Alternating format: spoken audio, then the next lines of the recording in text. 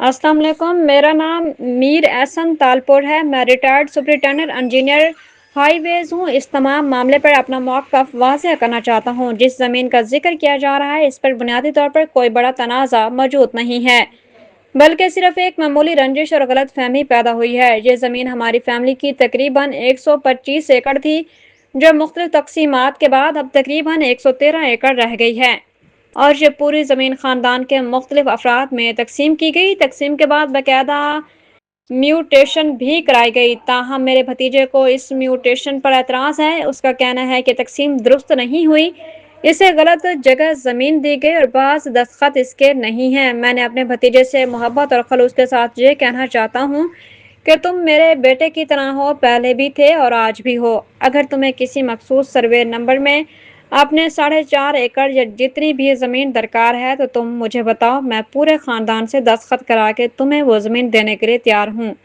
ये कोई ऐसा बड़ा मसला नहीं जिसके लिए अदालतों में केस चलाए जाएं।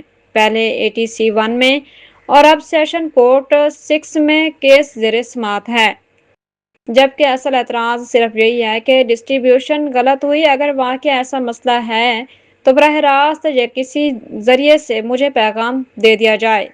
मैं बातचीत के ज़रिए मामला हल करने के लिए मुकम्मल तैयार हूँ।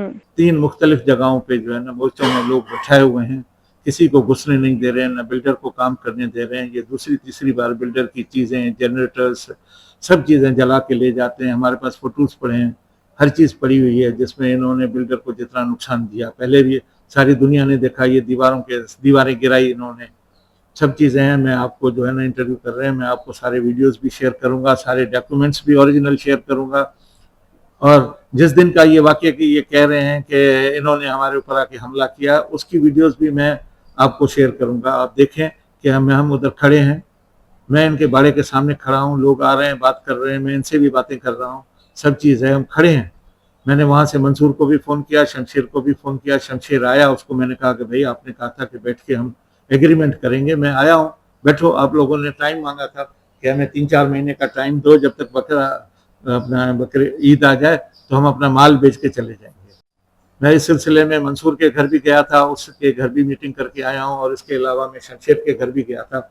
मैंने कहा कि इनको मैं स्पेशली इनके घर जाऊँ तो शायद इनको एहसास हो, लेकिन इनको कोई एहसास नहीं था। उल्टा मेरे भतीजे को ये भड़काते रहे हैं, और उससे गलत वो बचा है, उसको इस्तेमाल करते रहे हैं। मेरे भतीजे से कोई मुझे गिला शिकायत नहीं है, लेकिन बात यह है कि इन लोगों के भड़काने पे आ गया है। अब वो अपने मनमानी कीमतें मांग रहे हैं। अब बाड़े वाले कह रहे हैं कि हमें जो है ना बाड़े खाली करने के 80 करोड़ दें। अब आप मुझे बताएं कि 80 करोड़ कौन उनको देगा। कह रहे हैं कुछ अर्सा पहले हमारे मीरों के ऊपर प्रेशर डाला कि आप लिख के दें 8 एकड़, फिर अभी उन्होंने प्रेशर दिया है कि बिल्डर से हमें 80 करोड़ लेके तो फिर बाड़े खाली करेंगे। अब ये इतनी भी पाकिस्तान में अंधी नहीं चलती कि ये जो कहेंगे वो होगा। बैठे हम इंतज़ार में, आज नहीं तो कल बाड़े खाली हो जाएंगे। 40 बंदे बेच चुके हैं, बाकी भी आहिस्ता आहिस्ता आ रहे हैं। कल से मुझे बड़े फ़ोन आ रहे हैं, इंशाल्लाह मैं बैठूंगा तो बहुत बाड़े और भी आ जाएंगे बिकने के लिए। बाकी ये है कि अल्लाह ने हिम्मत दी तो बाड़े खाली भी हो जाएंगे।